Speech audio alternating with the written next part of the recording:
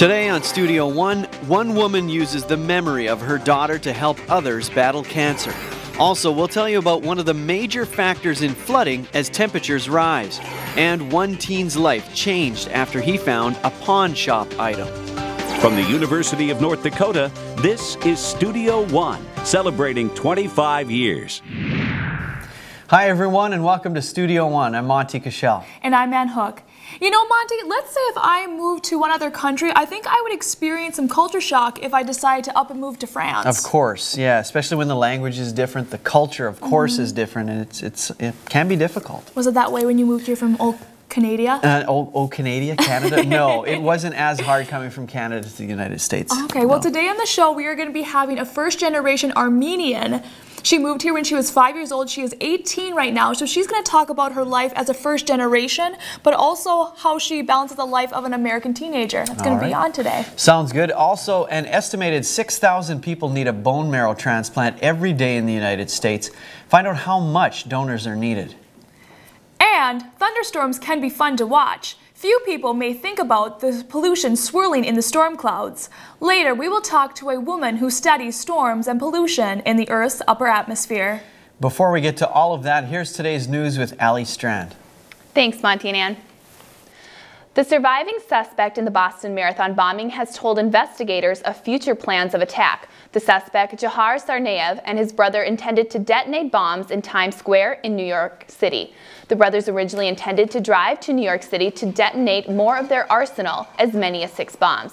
Senior law enforcement officials say their plan was underdeveloped and aspirational at most. New York Mayor Michael Bloomberg says the terrorists would have encountered a heavy police presence in New York, but there were no guarantee of preventing a second attack. He says he is thankful it never came close to happening. An 8-story building in Bangladesh collapsed on Wednesday morning. More than 2,000 people have been rescued from the debris, and as of Thursday night, the death toll has reached 244. The building housed a garment factory for major retail companies. Despite repeatedly mentioning feeling unsafe, workers were forced to continue working in the decaying building. The Prime Minister says 90% of the country's buildings are not built according to code. Bangladesh wages are among the lowest in the world, which have made it a magnet for numerous global brands. Most people could use more sleep at night, but the amount and quality of a night's rest is where sleep apnea comes in. 1 in 15 Americans suffer from sleep apnea, but more often than not, it goes undetected. Doctors usually can't detect sleep apnea during routine office visits, but a screening by your dentist may give you the answers. Recent studies show that teeth grinding, also called bruxism, is a major indicator for obstructive sleep apnea. And it's just like if you're trying to swallow something, your teeth usually fit together hard like that. And then when you finally get to breathe, then things release. So it's during that period of time where they're trying to force themselves to get a breath. That's when the bruxism starts. If not treated, sleep apnea could lead to expression of the Alzheimer's gene, depression, mood disorders, diabetes, cancer, and weight gain. Migraines are not easy to cope with, and new studies suggest that the pain the headache causes may have earlier roots than once thought. Research done in Europe concluded that children and teenagers who experience frequent migraines most likely had colic as an infant. Colic is a common condition in babies and often reflects an uncomfortable headache or stomach pain.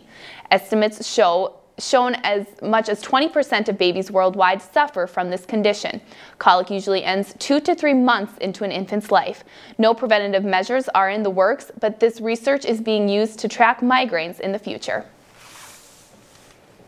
Each year, more than 18,000 people in the U.S. are diagnosed with life-threatening illnesses that can be treated by a bone marrow transplant. Most patients do not have a matching donor in their family. Bone marrow drives can play a huge part in finding a match. This is Karen Borgen, and she wears many hats. I'm a student at UND. I'm in the social work program and also the nonprofit leadership program. I am also a mom and a wife. She has also been through a lot. She was diagnosed with leukemia in 2007 when she was 10 years old. And she went through 2.5 years of treatment, and she was off treatment for 9 months, and then the leukemia came back. After battling leukemia for 4 years, her daughter Allie passed away.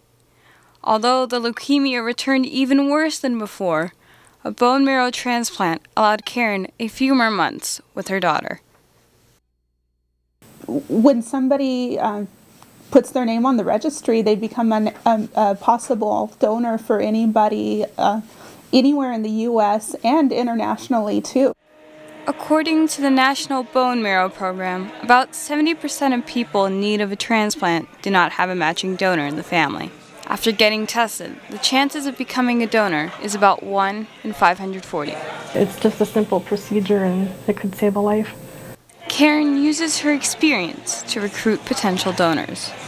Through the contribution of bone marrow, it shows that we don't need capes to be heroes.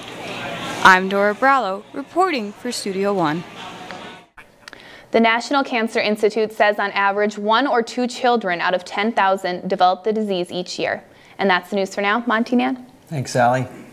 Well, it seems in a lot of places now, spring has finally sprung. Even here.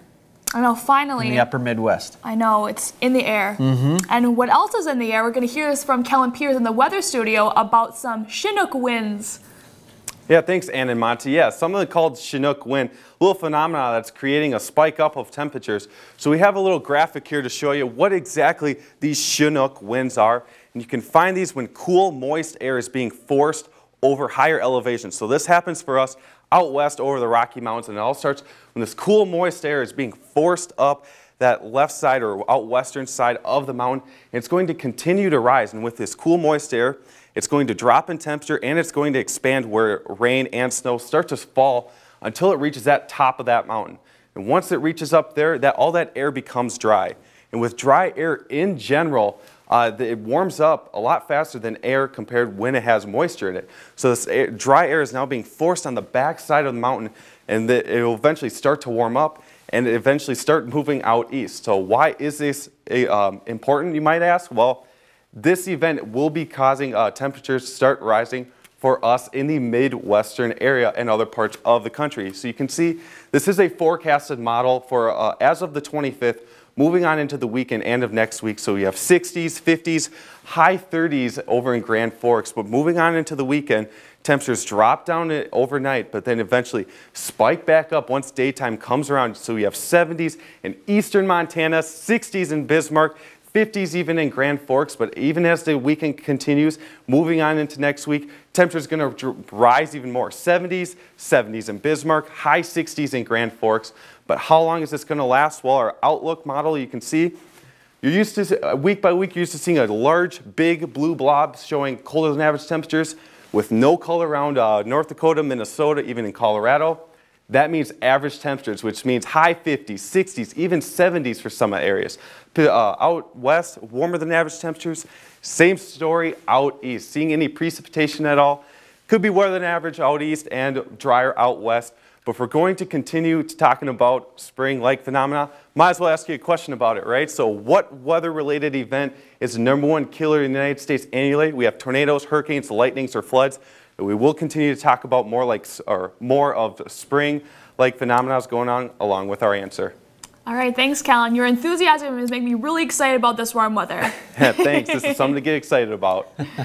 It's always fun during the change of the seasons, no matter what it is. A lot higher energy. That's right. Okay, someone else with high energy is our sportscaster, Brian Gendro, and he's got highlights for us.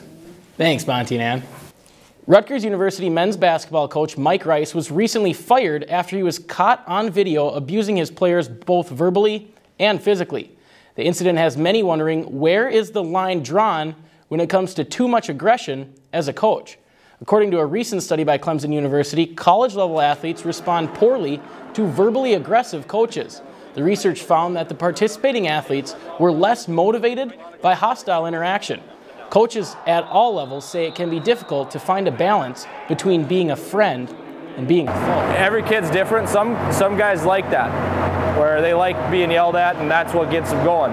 Some guys, they shell up and they shut down when they get yelled at. So I think you got to take the time and get to know your players to know what approach works best. The study also shows that athletes found coaches who utilized aggressive methods to be less credible, meaning they didn't trust them, find them competent or caring. It's now time for the Studio One sports trivia question. Michael Phelps has more Olympic gold medals than any other human being. How many does he have? You have 4 choices there, and the answer to that one's coming up later in the show. That's the sports for now. Monty and Ann? Thanks, Brian. In a new romantic comedy, a modern family tries to survive a weekend wedding celebration. They must face their differences in order to make the wedding a success. Katherine Heigl stars in the movie The Big Wedding. We'll preview that film. Also, weather balloons can tell us a lot. Next, we will talk to a scientist who uses weather balloons to research pollution in the atmosphere.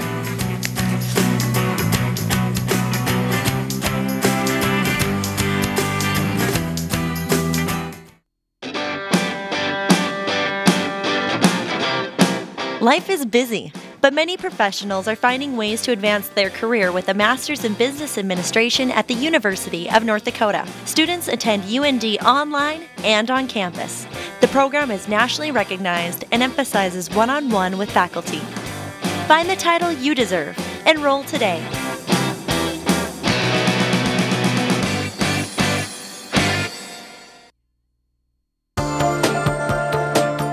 At the University of North Dakota College of Engineering and Mines, classes have real-life application.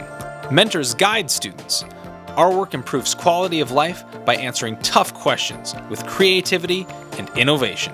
The University of North Dakota College of Engineering and Mines, training tomorrow's engineering and geology experts today.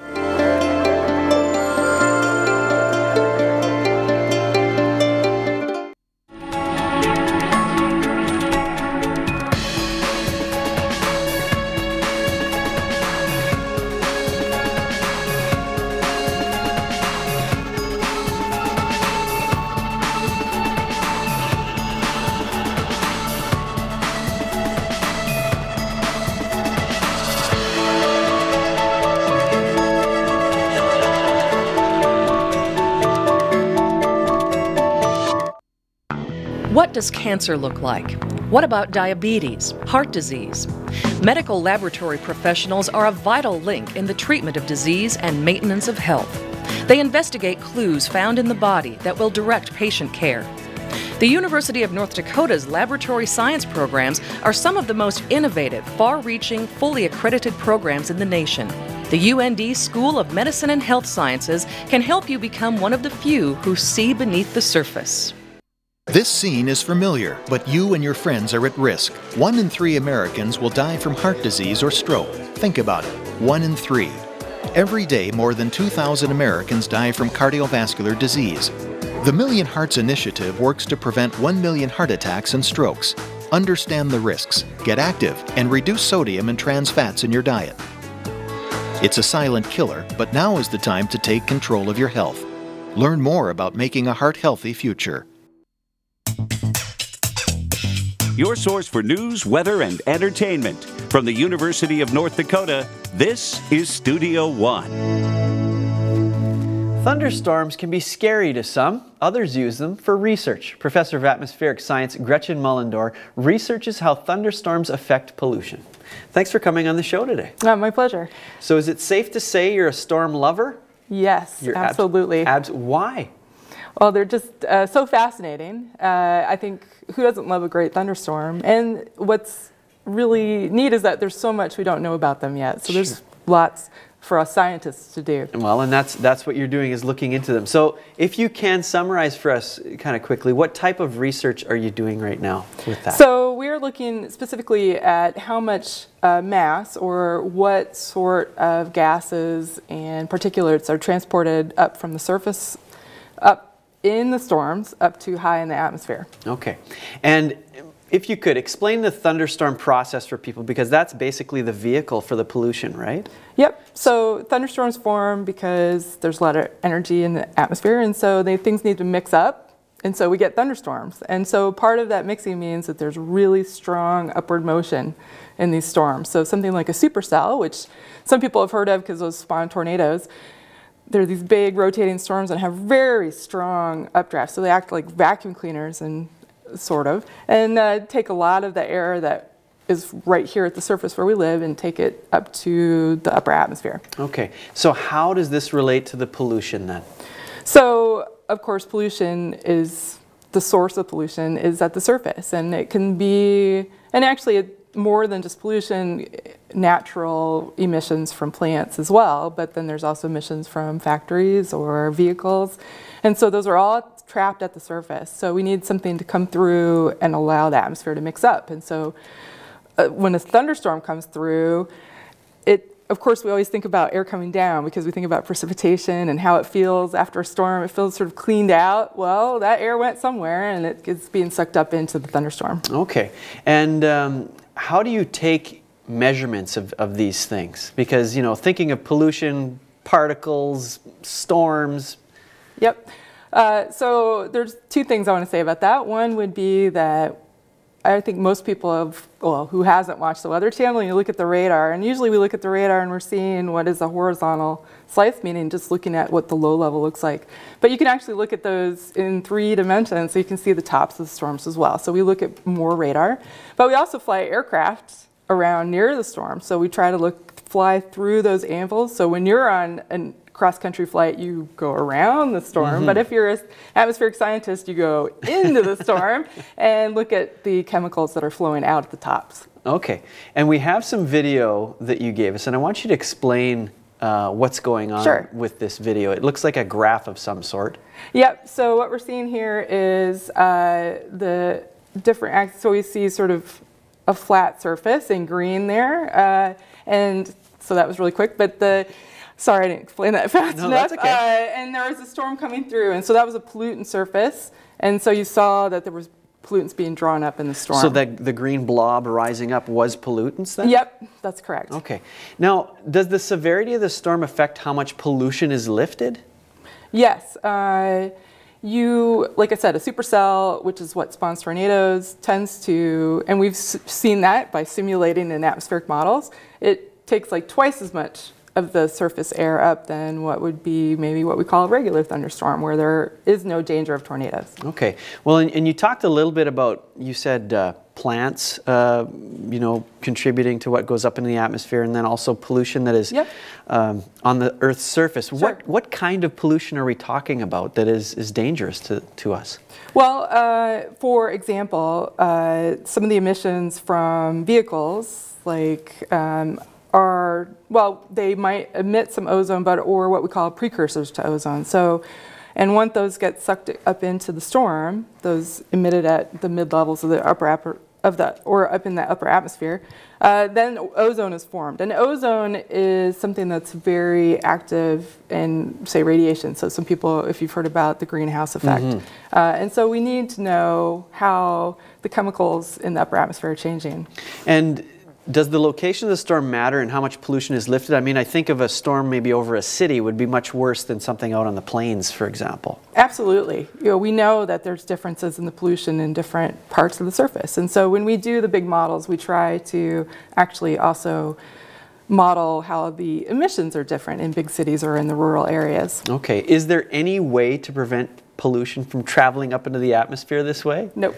There's no way to do that. Unless you just don't admit it at all. Sure, sure. And I'm kind of curious, you did say plants contribute to this as well. I thought plants were good. What kind of pollution are they putting up? Well, it's not necessarily always bad, just like things that we emit aren't necessarily bad, but there's a whole suite of different things that plants emit as well.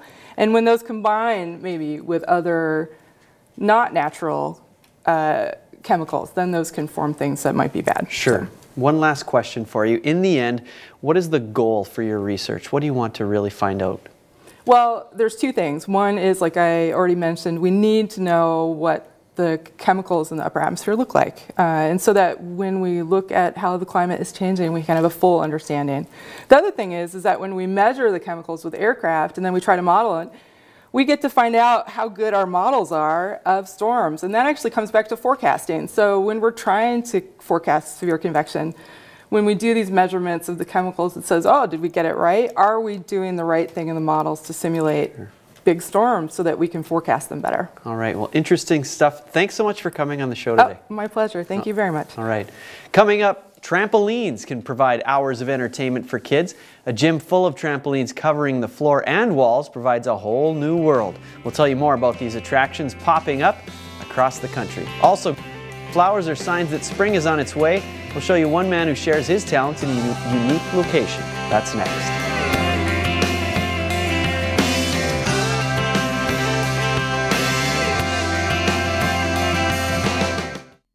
Studio One closed captioning is underwritten in part by Options, your disability information source.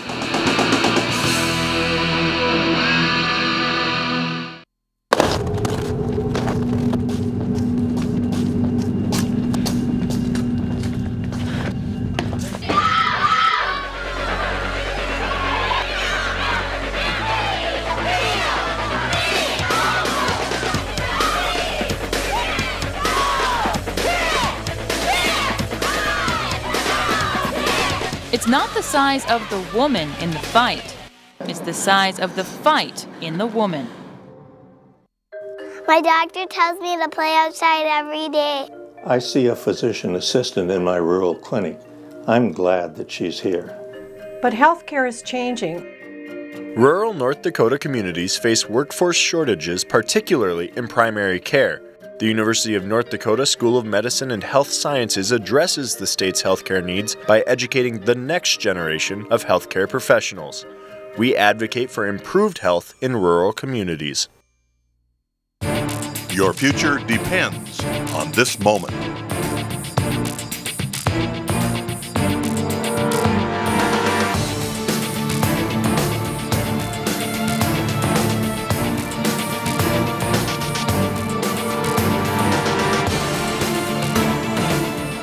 Take the path that leads to your future.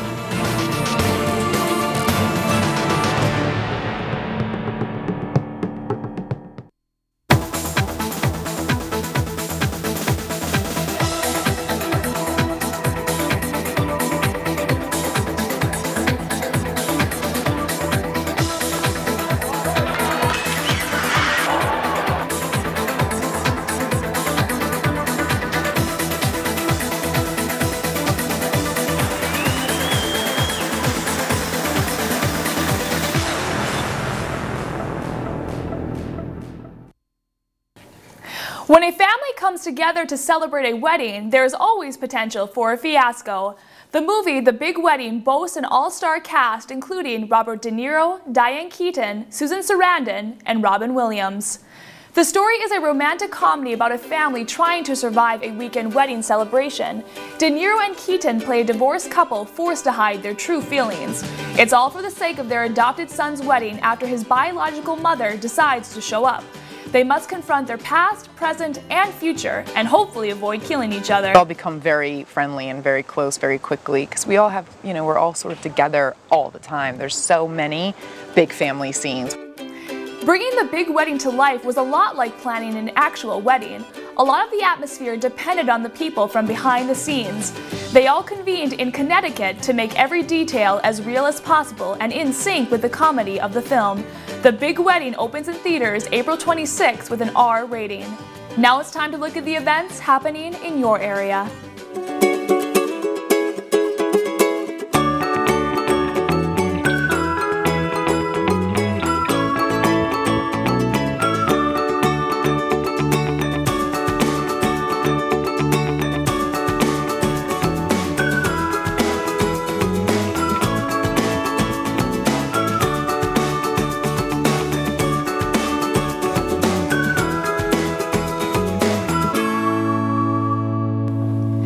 A delightful tea party is not what you would expect with the late spring in the Midwest. That did not deter one group of musicians from putting on a show in the garden.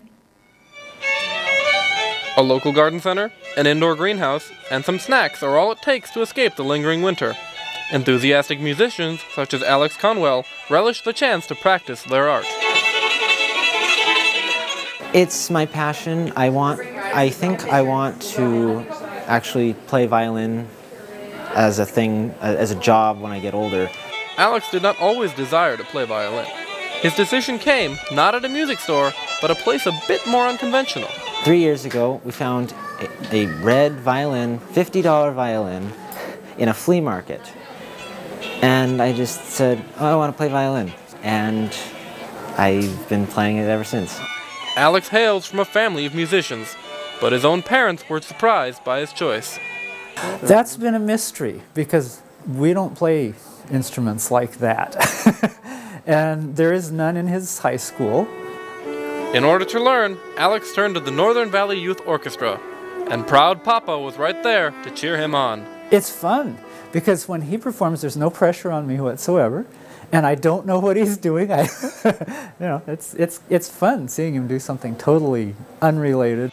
Even as Alex finishes his performance and the music fades away, I just love playing it. It's my instrument. He knows that his excitement will not. Tim Ullman reporting for Studio One. As well as the violin, Alex also plays piano and clarinet. Coming up, after a long winter, it's always a relief to see the snow start to melt. Find out how this plays a major role in the threat of flooding. That story plus news, sports, and weather in the next half hour of Studio One.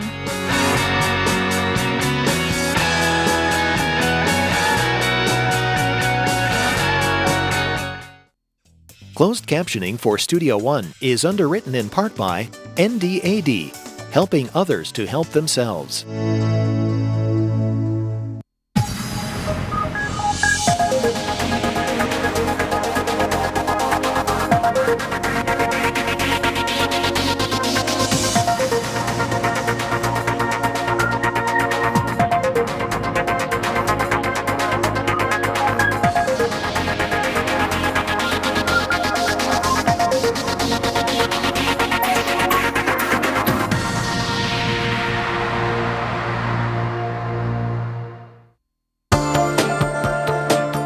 At the University of North Dakota College of Engineering and Mines, classes have real-life application.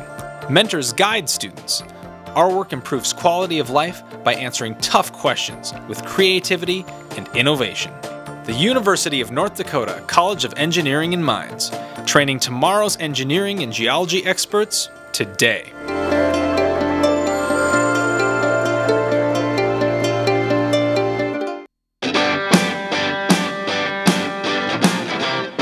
Life is busy, but many professionals are finding ways to advance their career with a Master's in Business Administration at the University of North Dakota. Students attend UND online and on campus. The program is nationally recognized and emphasizes one-on-one with faculty. Find the title you deserve. Enroll today.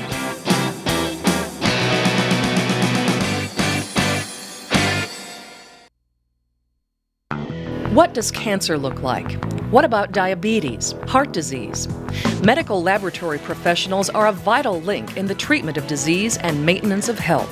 They investigate clues found in the body that will direct patient care. The University of North Dakota's laboratory science programs are some of the most innovative, far-reaching, fully accredited programs in the nation. The UND School of Medicine and Health Sciences can help you become one of the few who see beneath the surface. From the University of North Dakota, celebrating 25 years, this is Studio One. Welcome back to Studio One. Thanks for joining us today. Well, when you think of resale value for your home, there are a lot of things you can do to spruce it up before you sell it. And one of the things that people are turning to more and more are their bathrooms. Really making them high-tech. Adding a lot more technology is being put in these. Yeah, you know, fancy things like toilets that open by themselves and, you know, mounting television sets and things in there. Gold-plated toilets? Well, maybe even gold-plated toilets. I don't know. You know, heated floors, all that stuff. And so we went out on the street and we asked people if you could put anything in your bathroom that you would absolutely love, sky's the limit, technology not a problem, what would it be? They gave us some interesting answers, and those are coming up in the next 30 minutes on Studio One. Also, just as fashion has evolved over the last 100 years, so has shopping. Find out the latest change retailers are seeing at the checkout. Also, you may know the show Little People, Big World. One of the show's stars travels the country spreading a message of determination. And traditions are hard to keep alive. Later we will meet a college student who balances her ethnic traditions with her life as an American teenager. But first, here's today's news with Ali Strand. Thanks, Monty and Ann. 5 presidents gathered in Dallas on Thursday for the dedication of the George W. Bush Presidential Center. The ceremony crossed bipartisan lines as 3 Democratic and 2 Republican heads of state lined together at the Presidential Library. Current President Barack Obama and former Presidents Bill Clinton and Jimmy Carter stood alongside former President Bush and his father. The center's library and museum pays tribute to the 2 terms of George W. Bush. It features exhibits on the September 11th terrorist attack and the 43rd president's policy on education and tax cuts. Other guests at the ceremony include former Secretary of State Condoleezza Rice and former British Prime Minister Tony Blair. Former ricin case suspect Paul Kevin Curtis was cleared of charges on Tuesday. Curtis was originally accused of sending letters containing ricin, a deadly poison, to President Obama and other officials. After a week in jail, he was released. The letters were signed with a phrase that Curtis frequently uses in internet postings. The U.S. attorney involved says that new information has been uncovered, but not yet released. Since being cleared, Curtis says he just wants life to get back to normal. Modern technology can make the world a smaller place, but while things like smartphones and tablets connect us to people outside the home, they can disconnect us from our partners. A study done by Hardin-Simmons University determined technology is neutral, meaning it's up to the users if it has a positive or negative impact. Social media can be largely beneficial to long-distance relationships, but when it comes to couples who are close in proximity, researchers determined texting, tweeting, and Facebook provide a false sense of intimacy. We're living more and more in such a fast-paced society that we're accepting these other electronic mediums to communicate. And while they can be convenient, convenient isn't always necessarily the best. The researchers say couples should find time for face-to-face intimacy without the presence of their cell phones. They say facial expressions, tone of voice, and body language have proven to play a large role in relationships. The hospital can be a scary place for some. With a new wardrobe change, the nerves of being a patient could subside. Students at Detroit's College for Creative Sciences introduced a new type of hospital gown. This new style is thicker and zips up in the back. In the past, patients felt too exposed with thin material and a showing back. It also makes it easier for doctors and nurses to give patients medicine and IV treatments while the patients feel more comfortable. The gowns are predicted to hit the market in the next few years. Technology has changed shopping in many ways, from online retail to self-checkouts. Now stores are making it even easier by bringing the checkout lane to the customer. The cash register became a staple in every retail store by the year 1915. Now, almost 100 years later, they're beginning to say their goodbyes. This sound may ring in your head as a familiar hobby, shopping, but it could soon be fading away with the arrival of new gadgets. Well, we've got 2 types of technology. We have our traditional cash registers, of course, and our second is our mobile register device called iStore. Stores are ditching the old-fashioned machines and replacing them with mobile checkout devices. Companies such as Barney's New York, Urban Outfitters, and Finish Line are all testing this process. All it takes is a scan of the product, swipe of the card, and a signature. We want to always have the best to offer our customers, whether it's product or service or even cash registers. Renee says that this new process has helped with customer relations, as employees are able to stay connected with them during the entire checkout process. It's still unknown how it will affect shopping habits. Customers are really enjoying it, or even are very surprised to see that we do have this new technology. A new cash register can cost up to $4,000. Mobile devices, including accessories, cost about $1,500. As the good reviews continue, these old-fashioned staples may be on their final sale. With photographer Alex Stadnick, I'm Tasha Olson, reporting for Studio One. There's another sign that even checkout cashiers could become fewer. Walmart, the world's largest retail, is testing a Scan and Go app that lets the customer scan items as they shop. The app requires shoppers to pay at self-checkout areas. And that's the news. Monty Nan? Thanks a lot, Allie. Well, of course, any way to help us spend our money, we can do that, right? More shopping. All right, we're going to go back to Kellen Peters over in the weather studio, who's going to talk about some flooding in Michigan. Yeah, thanks, Ann and Monty. A lot has been going on over in the state of Michigan. Some big flooding now over the past couple of days. Dozens or inches of rain have been falling, creating the city of Grand Rapids to fall into a state of emergency. You can see streets have been closed by flooding. Homes and businesses are experiencing flood damages in their basements and main levels. The city is well over their flood stage, and banks are being overrun with record levels over 21 feet of the river water. Now, city officials say it could take weeks until the water returns just to its normal level. So going out to Michigan, you can see just all the areas affected. Over 4 counties in the Lower Peninsula affected by this storm. Now, the river reached up to 21 feet, where the normal flood stage is just at 12 feet. And the 4 counties had declared 4 state of emergencies in the area. And the most interesting about the storm altogether was before the storm even came, they were actually experiencing a drought where the river was experiencing record low levels. So once this flood came in, now they're experiencing flooding. So crazy events going on. But it's also interesting to note, talk about with spring just around the corner, there's also flooding that can occur just to the snow melting. This time of year, flooding is on most people's minds. After a winter of heavy snow, one variable can make or break a flood. Every flood is different. One of the primary factors that ultimately results in the severity of any given flood is the rate at which the snow melts. A rapid snowmelt can be a community's worst fear. While fast rising temperatures are more than welcomed, it can mean the potential for a larger flood. Because the water then is able to run off much more quickly into the river system.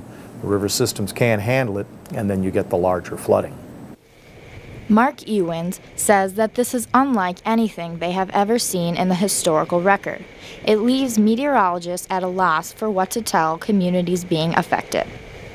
We have the greatest snowpack across the Red River Valley in recorded history, certainly within recent years, the deepest snowpack, the most moist snowpack.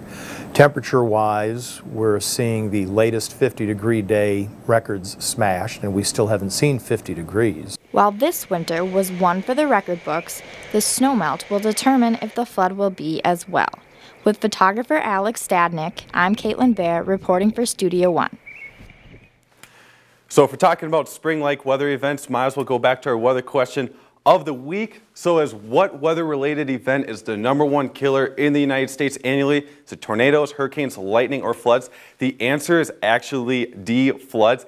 Interesting enough, over 80% of flash floods are co-linked with automobile accidents. So make sure where you are if flooding is occurring. All right, it's always good to be safe. Thank you, Kellen. Yeah. My pleasure. And I know I've heard before, too, that if you see water on the road, do not cross it with your vehicle because it's like a mere inch, isn't it? Yeah, it's not a lot. Not a lot of water can move a fairly large vehicle. So, well, let's turn now to sports one last time with Brian Gendro. Thanks, Monty and Ann. A new innovation is springing children off the ground. A former tennis complex is providing one North Dakota community with a twist on an old invention. Mother Nature has decided to keep winter around for longer than ever before in Grand Forks, causing citizens to find a new way to get out of the house. People are itching to get outside and they're itching to be active. Trampoline parks are one of the fastest growing parts of the attraction industry. For co-owner Brian Lee, providing a safe and fun place for children to come and burn energy is enough to make him smile. To see the kids when they walk in the door and they're all excited and ready to go and their eyes are really wide, especially when they walk across the corner over here and they see the colors. Trampoline parks can provide entertainment for all ages. The first birthday party we did here was for my grandma. She was 83. Northern Air Family Fun Center has many unique areas to choose from. We have the basketball dunking station, the main court, foam pit area. We have 2 dodgeball courts. Some children come for the arcade games, others go for the thrill. Kind of feels like you're skydiving. Yeah. Because like you don't know where you're gonna come down exactly. Traveling 40 miles to and from Grand Forks, Sheila Davis knows what makes her daughter happy. Watching the excitement on my daughter's face. That's the best part of all of it. And it's a good place during the winter for kids because there's not much to do outside, so this is a good way. They're exercising, they're having fun. The trampoline park has provided family and friends something worth coming back for. With photographer Kelby Leak, I'm Kyle Searockers reporting for Studio One. Grand Forks has one of only 200 trampoline parks in the nation. The cost of the park is $12 an hour or $20 for 2 hours. And now the answer to this week's Studio One sports trivia question. Michael Phelps has more Olympic gold medals than any other athlete. How many does he have? The answer is C, 22. And that is the sports. Monty and Ann? Thanks, Brian. Technology is constantly growing and making our lives easier in many ways. Now even our own bathrooms can be made into high-tech sanctuaries. We wanted your thoughts on technologies you'd like to have in your bathroom, and your answers are still to come. Also, Little People Big World was a popular reality show on the Learning Channel. We talked to the father of the family from that show. Matt Roloff speaks to others about overcoming challenging situations. That's next.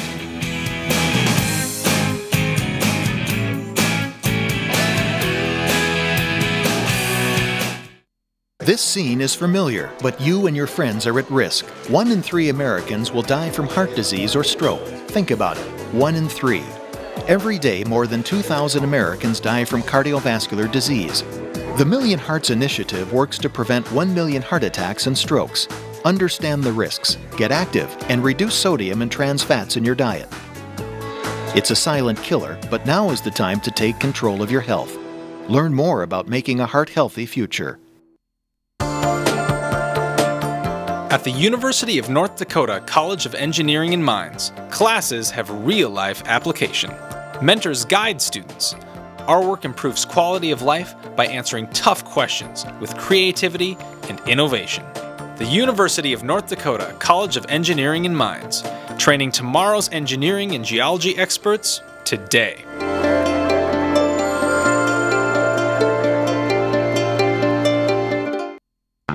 What does cancer look like? What about diabetes, heart disease?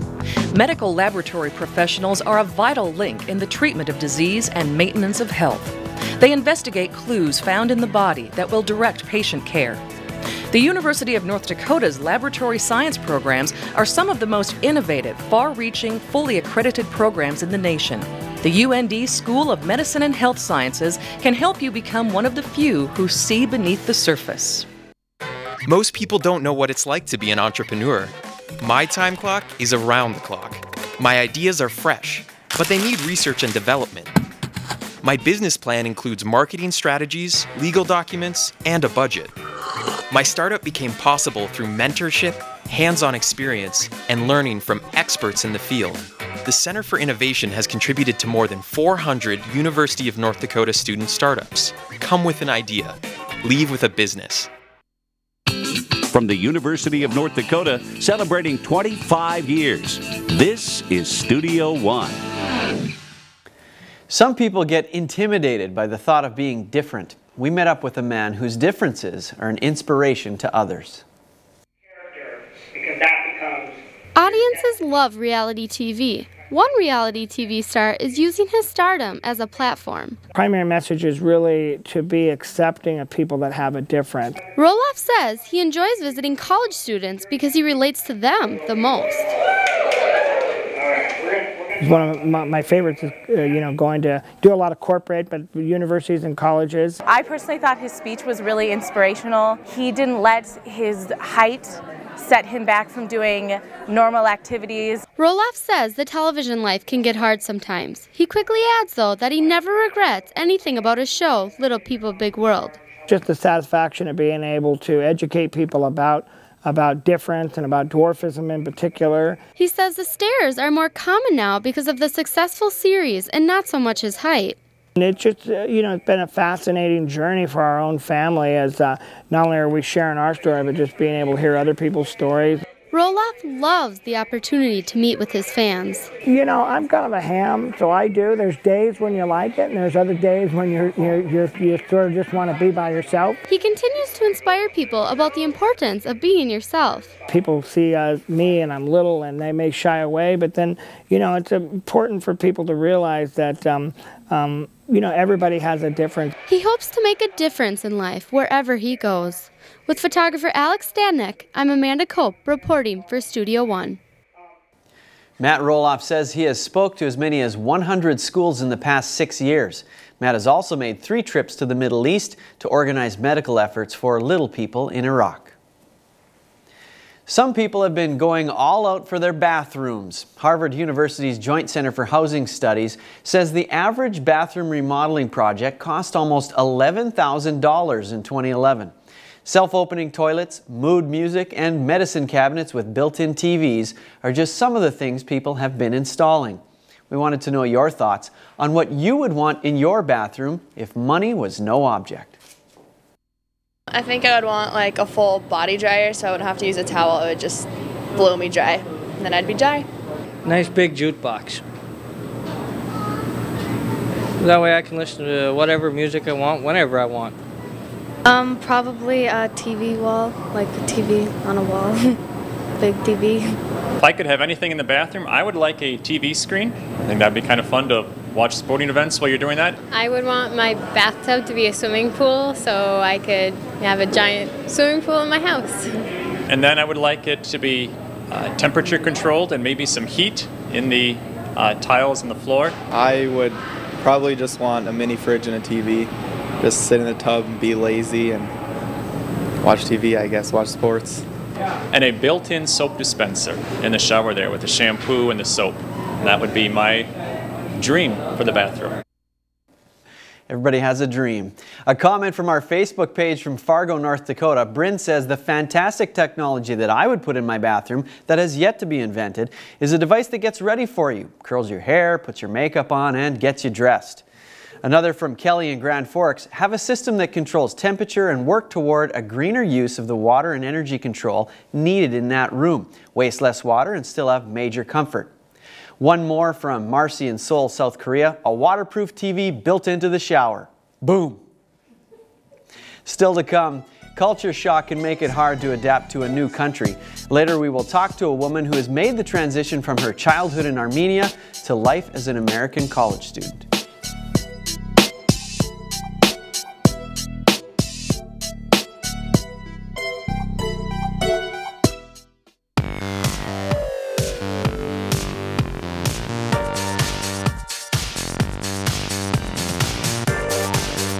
Studio One is a television show produced by students at the University of North Dakota. You can be a part of the graphics team, the marketing team, news team, programming team, production team. Training never ends. You get to produce guests, you get to do the reporting side of it. It's really worth the experience. You will not regret it. This scene is familiar, but you and your friends are at risk. 1 in 3 Americans will die from heart disease or stroke. Think about it, 1 in 3. Every day, more than 2,000 Americans die from cardiovascular disease. The Million Hearts Initiative works to prevent 1 million heart attacks and strokes. Understand the risks, get active, and reduce sodium and trans fats in your diet. It's a silent killer, but now is the time to take control of your health. Learn more about making a heart-healthy future. My doctor tells me to play outside every day. I see a physician assistant in my rural clinic. I'm glad that she's here. But healthcare is changing. Rural North Dakota communities face workforce shortages, particularly in primary care. The University of North Dakota School of Medicine and Health Sciences addresses the state's healthcare needs by educating the next generation of healthcare professionals. We advocate for improved health in rural communities.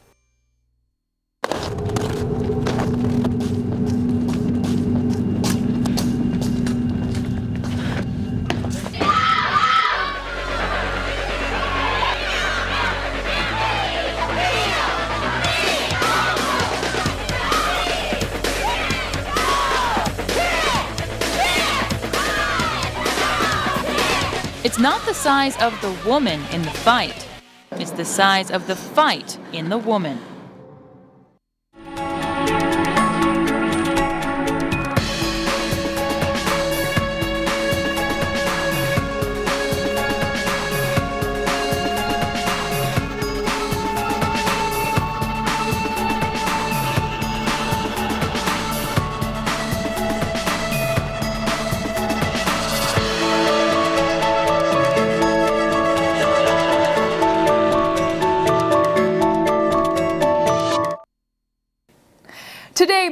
American teenagers are a patchwork of ethnic cultures. It is a part of the reason that makes our country unique.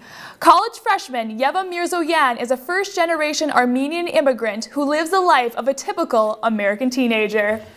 Well, thank you so much for being on the show today. Thanks for having me. So could you tell me, what was life like in Armenia as a child?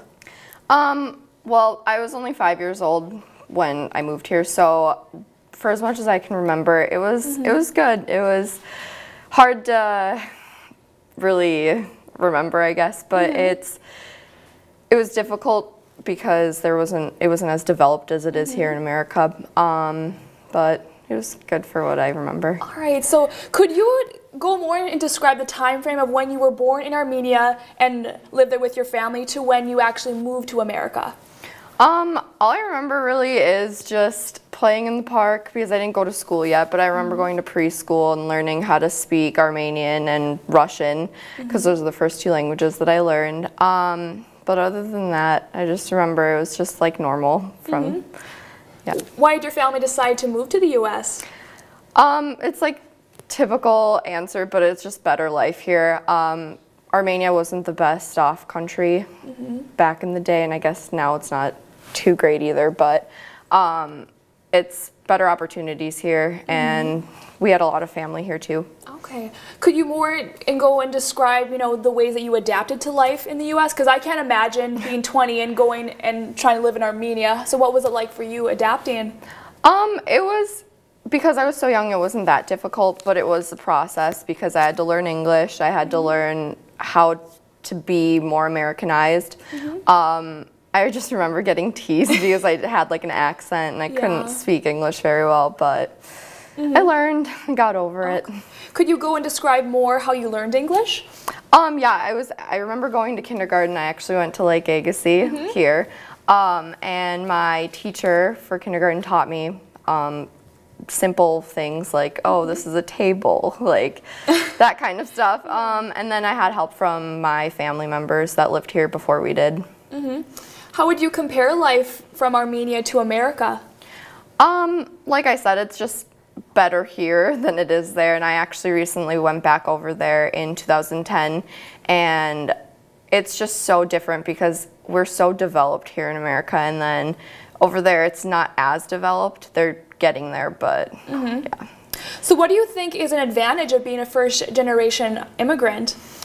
I just think I have the best of both worlds, maybe. Like, I know how it is to be an Armenian and I know how it is to be an American because at home it's all Armenian, but when I'm at school or when I'm with my friends, it's American, I guess. Okay, so let's turn the tables and describe a disadvantage of being a first-generation immigrant. It was just really hard to transition into sometimes. I had difficulties making friends, but I got through it. Well, you live in a very traditional Armenian household. Really, how do you keep your culture alive in the household? Well, I live with my grandma too and my mom, so that helped it too because my grandma is older and she knows the culture more and my mom knows the culture, so we just kept it alive by having like food and traditions. The same, yep. How do you balance being an American teenager but yet kind of still maintaining your Armenian roots? I don't even know. I'd say it's an accomplishment. Right. I don't even know. It just happens. It comes to me. Okay. Yeah. Well, we don't really get to see an idea of life in Armenia and what the culture is. I think our best known example is probably the Kardashians. So could you give me, your own opinion? Do you really think they really represent true Armenian culture? No, not at all. In what way? Just the way that they're portraying themselves is not what traditional Armenians are like at all. We're a lot more reserved and classy, if that's the right word to say. Yeah, they're not doing a great job. I can see through this interview, you do really represent true Armenian culture, but yet you balance so well being an American teenager. So thank you again for being on the show today. Thanks for having me. You're watching Studio One from the University of North Dakota. We'll be right back after this.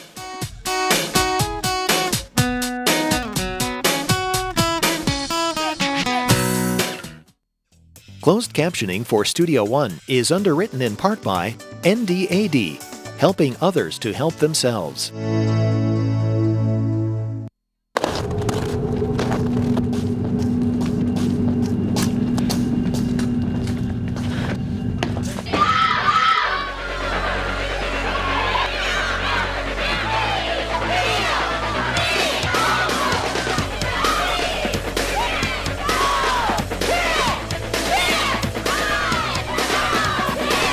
It's not the size of the woman in the fight. It's the size of the fight in the woman.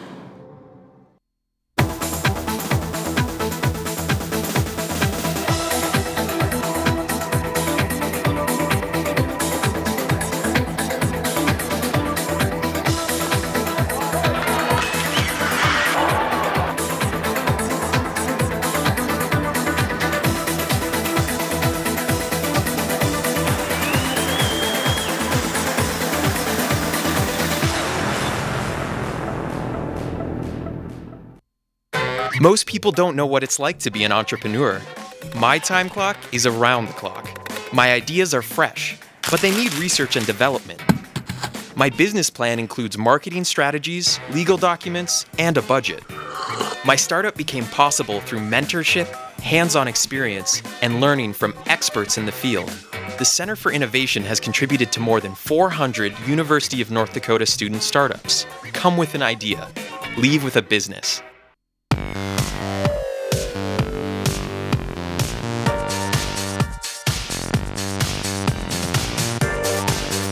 Studio One is a television show produced by students at the University of North Dakota. You can be a part of the graphics team, the marketing team, news team, programming team, production team. Training never ends. You get to produce guests, you get to do the reporting side of it. It's really worth the experience. You will not regret it.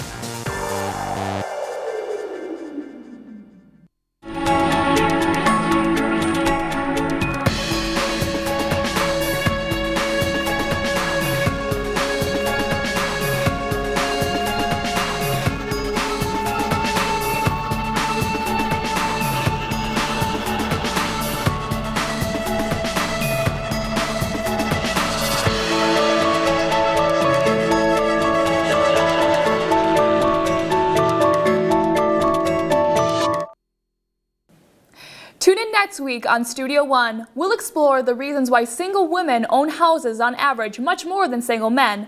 Plus, we'll have other news and entertainment stories for you. We're going to leave you now with pictures of kids on trampolines. From all of us here at Studio One, have a great week.